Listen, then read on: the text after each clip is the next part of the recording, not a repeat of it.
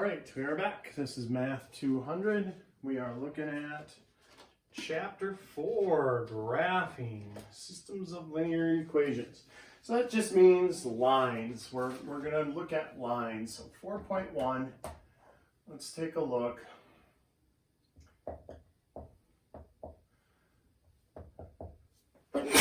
Oh, excuse me.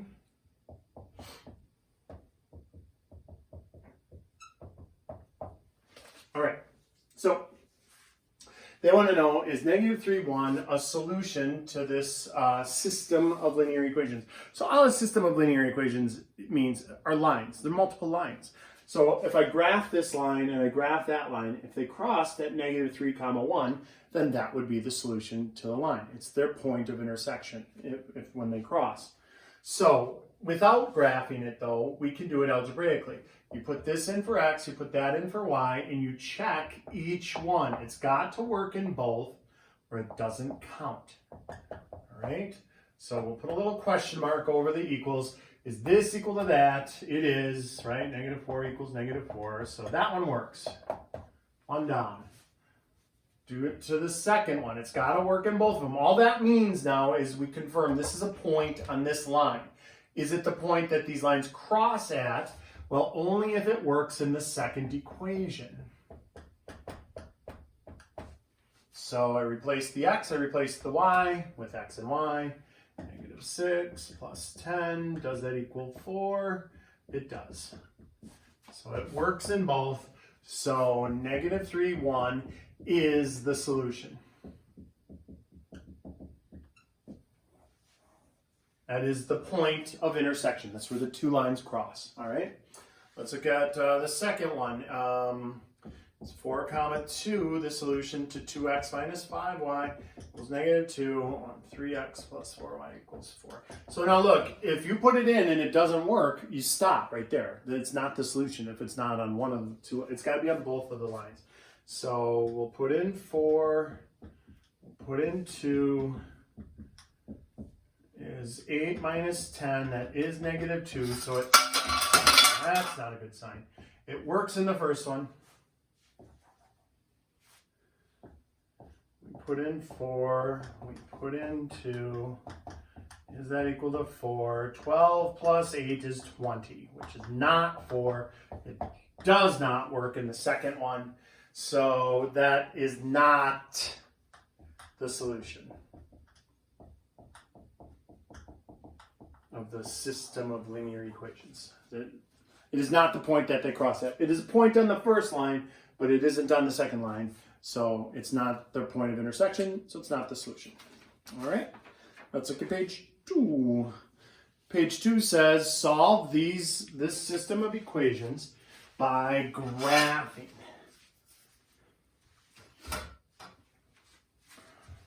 So we're going to graph the first line, we're going to graph the second line on the same plane. So just like what we were doing in chapter 3, but both at the same time on the same plane, and we're going to figure out where they cross at.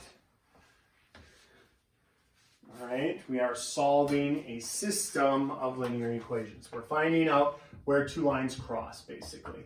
So 2x minus y equals 6. X plus 3y equals 10. So look, we have to solve this for y. There's two pieces of information we need to graph a line. We need the slope and the intercept, all right? So this one, I subtract off 2x from both sides. I get negative y equals negative 2x plus 6. I can't put that with the 6 because that has an x on it and the 6 doesn't. So those are unlike terms. I then divide everything by negative 1 to get y equals. So now I got y equals 2x minus 6. Well, what does that mean? Well, that means my slope is 2 over 1, and my starting point on the y-axis is negative 6. The y-intercept is 0, negative 6. So that means 1, 2, 3, 4, 5, 6. I go down to negative 6 and put a dot. And then this tells me how many to go up or down. This tells me how many to go to the right. So that's up 2 to the right 1. So from this point, up 2 and to the right 1. and I draw it in. This line, I subtract x from both sides. I get 3y is equal to negative x plus 10. I divide everything by 3. I get y is equal to negative 1/3. Remember, there's a 1 in front of the x, so negative 1/3 x plus 3.3 repeating forever. That's not a very good starting point at all. All right, so my slope is down 1 and 3 to the right.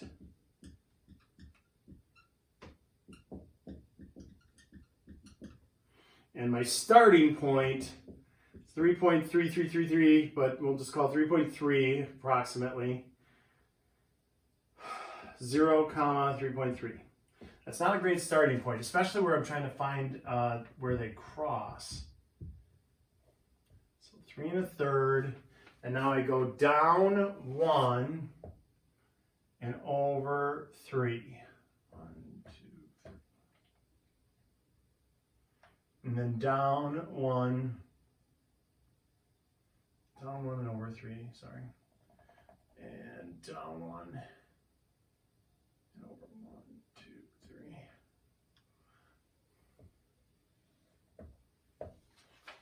And it looks like on my graph, on my picture was a little prettier. They cross at 4, 2. All right, so 4, 2. That's the point of intersection.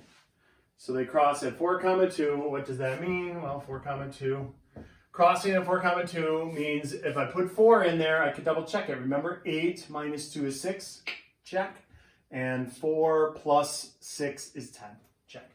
So 4, 2 is the point that they cross. Now, it's a little easier to do it on the paper because the grid is there. All right. So that's one scenario. We could have a single solution. That's the most common one that we're going to run into. All right. There's also a possibility when you have two lines that they're parallel lines. Remember, parallel lines never cross. Well, that means if I ask, where does this line cross the other line? What's the point of intersection? The correct answer would be they never cross, no solution. So that happens on our second example here.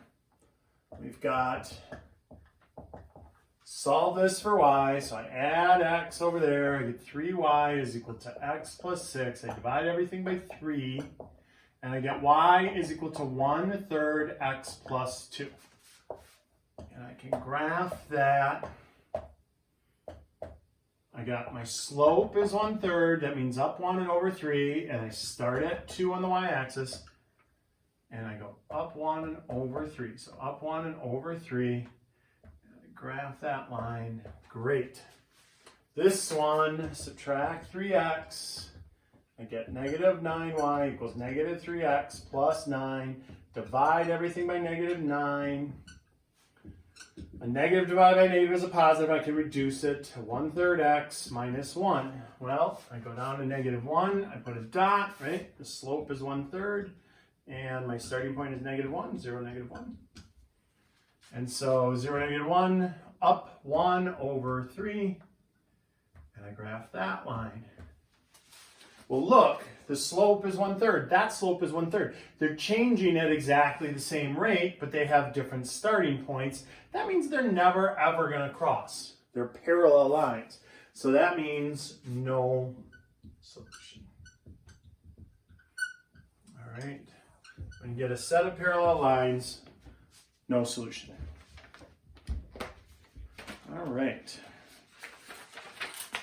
Then what about the third scenario would be, what if I end up with one line and then the other line is exactly the same line? It's right on top of it. And I'm asking, where does that one line cross the other line? Well, it would actually hit on every point that exists on the line. So that would be an infinite set of solutions. That's the third example there on page 3.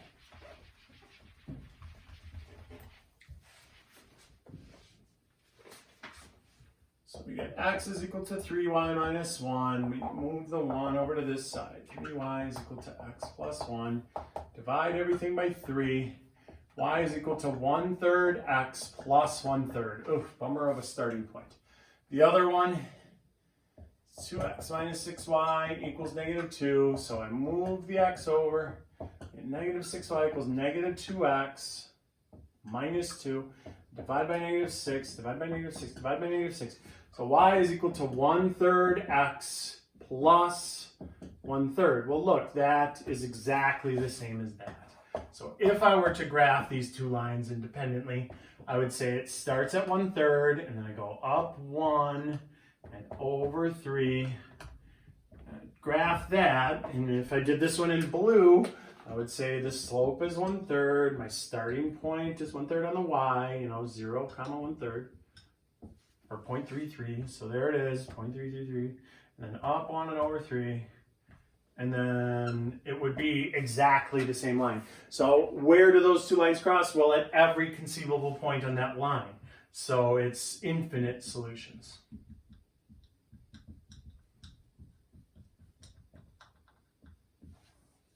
All right. Okay. We're going to look at a second way of graphing these. It's called substitution. Also, there's some stuff that I would say you would have to memorize, but really it's open note. So you just have to be aware of it. When there's at least one solution, it's considered to be consistent. So this would be consistent, and when it's one on top of the other, it's dependent. So if I were to label this, I would say consistent, because there's at least one solution, and dependent, because it's one line right on top of the other line. If they don't cross, like the one before it, parallel lines, it's inconsistent and independent. And if they cross in only one spot, it's consistent, but also independent, because the only time it's dependent is when it's one line right on top of the other. All right? So you can look at it. I wrote it up in the notes there, but it's just, if there's at least one solution, one or infinite solutions means consistent, no solutions means inconsistent. If it's, as long as it's not one line right on top of the other line, if it's not the same line, they're independent. All right. Okay, so let's look at this example. Solve by using substitution. So we're going to use algebra to solve instead of graphing. And so to solve with substitution, that means you pick the easiest one to solve for. All right? And usually if it's got a 1 or a -1 in front of it, that's probably the easiest one to solve for. So I'm going to solve for y. We've done this a lot to graph, right? Because we wanted y equals anyway. So that's nothing too crazy new. And then we divide everything by -1.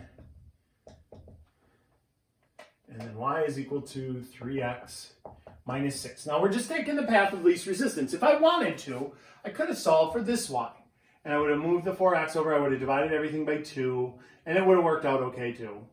Or I could have solved for this x, but that would be kind of ugly, because then I'd have fractions. I'd have 1/2 there in my solution, which, if you can avoid having fractions that you're going to substitute in, avoid having fractions. So the name of the game is get it down to one variable. In the first chapter, in chapter 2, 1 and 2, we solved single variable equations all the time. Well, look, if I take this 3x minus 6 and I substitute it into the other equation, I can't put it back into the one it was derived from.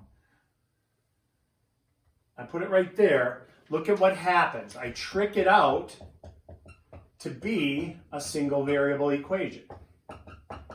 And if you think back in chapter 2, we had a problem just like that on the test. And I know some of you probably thought, why do they make us do this distributive property and combine like terms? Why don't they just give me the formula, without all that? And this is why. This is where we use it. So we're taking this equation, we're subbing it in there. Now look, I've got all x's. So initially, students sometimes say that, buyer's remorse. So they're like, oh no, I made it worse. It looks worse. It's not worse, it's better. This had x and y in it, and we couldn't solve it because those are unlike terms. Now this has x and x in it, and it's like terms, so I can solve that. So 2x minus 12 equal to negative 8. Isolate the variable. Remember, get x all by itself. And x is equal to 2. So now, remember, it's a point of intersection. So we just found half of the answer there. X equals.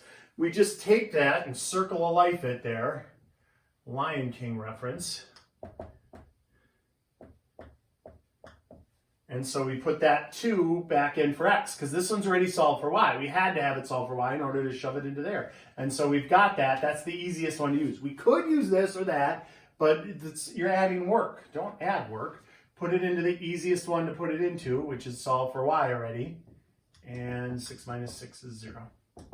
So their point of intersection. This line crosses this line. If we were to graph it, it would cross at 2, 0, right, on the x-axis. Okay.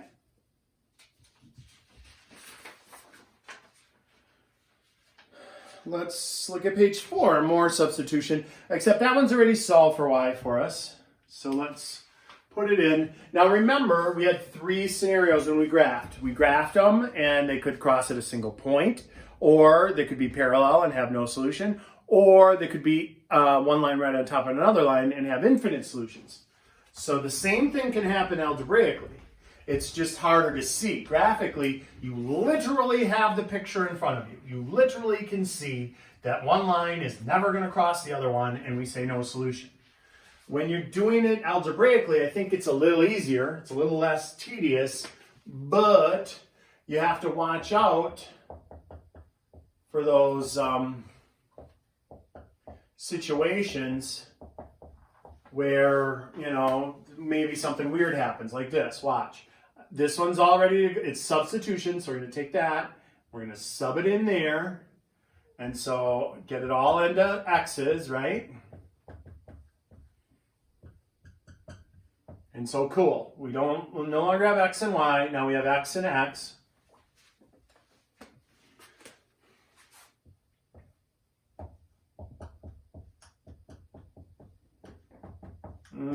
But weird stuff is happening. We took that and subbed it in, and now when we combine like terms, all the x's went away. They all disappeared. And now I ended up with an identity, 20 equals 20. Or if you end up with 0 equals 0, or 5 equals 5, or 9 equals 9, or negative 3 equals negative 3. What that means is it's one line right on top of the other line. And so this is infinite solutions.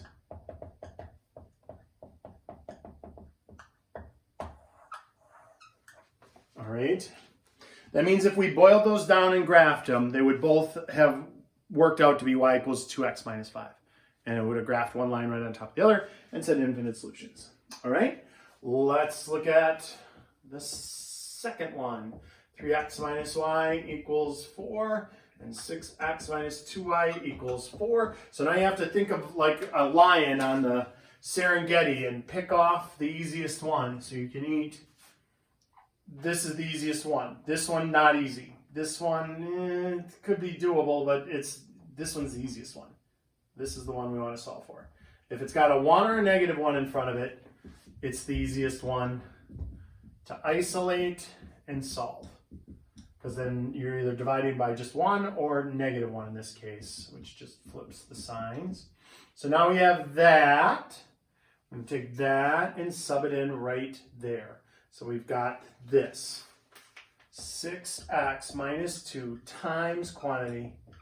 Instead of 2y, we're putting in 3x minus 4. What does that do? That tricks it out to be all x's. So we got 6x minus 6x plus 8 equals 4. But again, just like what happened there, where the variables all disappeared and we ended up with numbers, the variables again, I combine like terms, those 6 x's die. But now I got 8 equals 4, but 8 doesn't equal 4. I got 2 non-equal numbers. I've got a contradiction, which means that if I were to graph these would be parallel lines. No solution.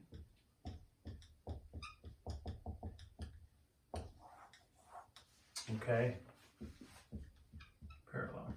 So if I apply those other words, the consistent, inconsistent, I think that's engineering. Infinite solutions would be consistent, and because it's one line right on top of the other, it would be dependent. Parallel lines would be inconsistent because there's no solution. And it would be independent for sure. They don't even share a point. Independent. All right. And the first one that I did where there was one solution, that would be consistent and independent, like a mishmash of both of them. All right. Lovely.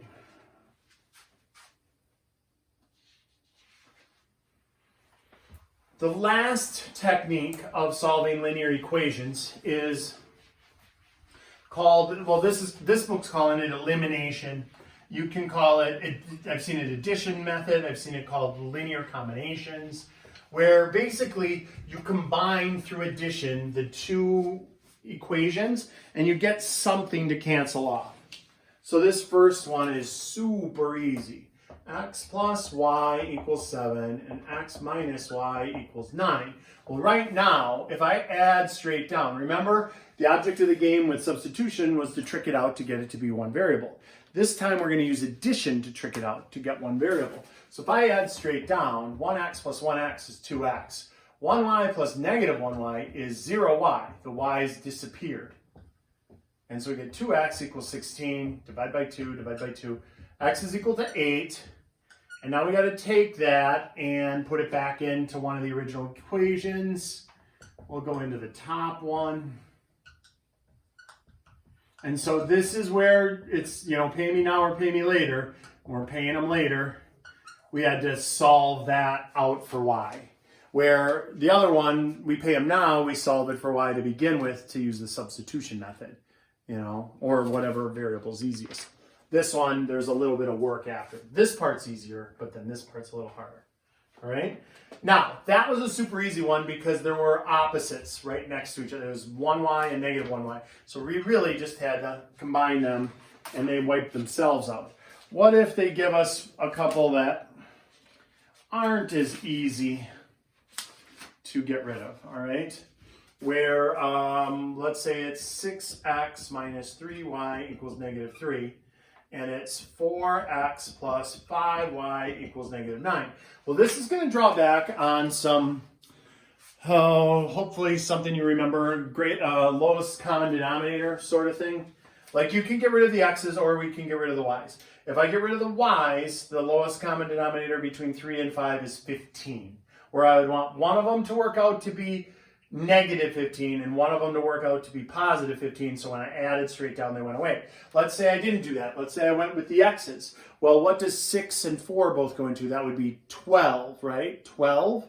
Now on the note packet I see I got rid of the y's and then solved for x, and this time I'll get rid of the x's. All right, so you'll have one of each example. So let's say I target the x's and I say, okay, I want this, go on a vision quest.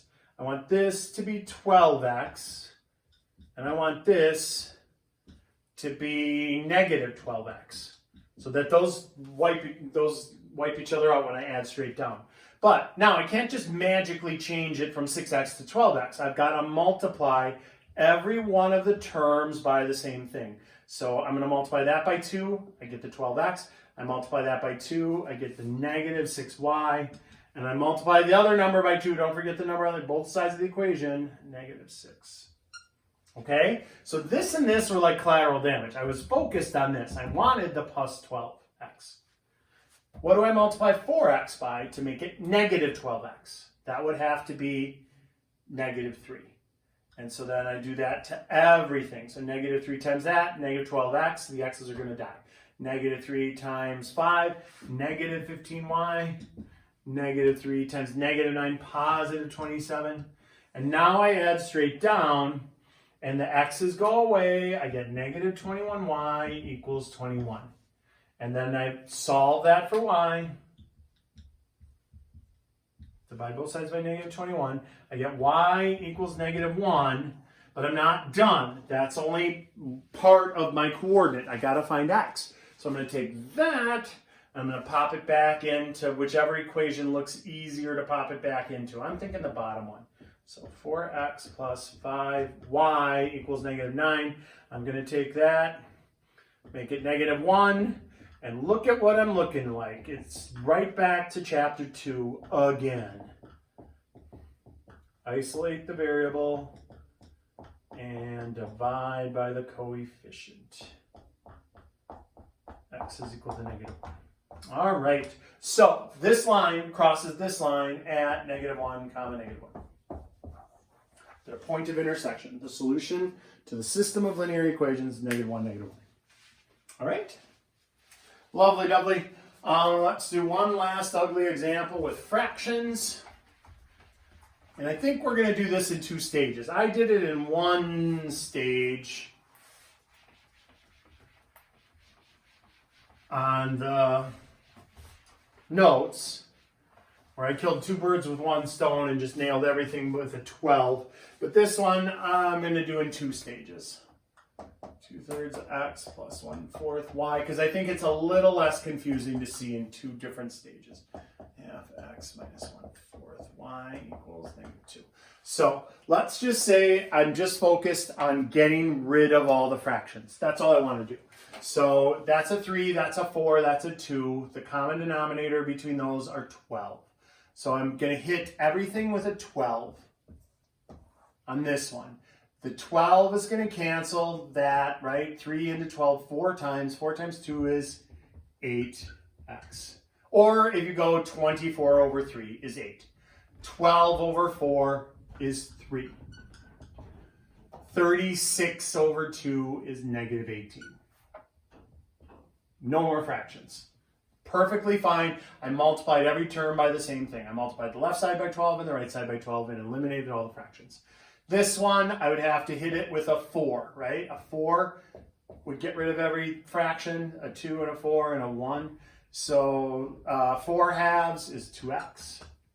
And 4 divided by 4 is 1 minus 1y is equal to -8. Okay, stage 1 is done. No more fractions. Now let's figure out, we want to eliminate either x or y. I say let's get rid of the x's, or let's get rid of the y. What do you want? The y's? The x's? The y's. Let's get rid of the y's. So if I take this thing times 3, right? I got a vision quest. I want this to be a 3y, and I want this to be a -3y. It's already got the -1 there. So if I nail it with a 3, this I leave alone. It stays 8x plus 3y equals -18. This one, I nail it with a 3. 6x minus 3y equals -24. Now I add straight down. I get 14x. The y's die by design. And that equals -32. -42, sorry. -42. And then I divide both sides by 14. And then x is equal to -3. Okay. And then I sub that back into any equation. Don't put it back into this one. Ugh, it's all fractioning. You can put it into this one or this one or this one. Well, those are the same. This one or this one or this one or this one. I'm going to go with this one.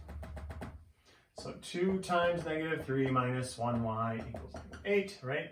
-6 minus 1y equals -8. Back into chapter 2. Isolate the variable and solve. So there we are. -3, 2 is the point of intersection, the point at which they cross at. All right. On the notes, I actually just multiplied everything, both of them, by the 12. The 12 fixed the variable there. If I would have went 12 here, 12/4 would have jumped me right to that 3. I could have skipped this step. I just think it was easier to see it demonstrated with that. First, get rid of the fractions, then figure out what numbers to get rid of, x or y. All right? And then the last part of the notes on page 6, just to talk about what to do when everything cancels away.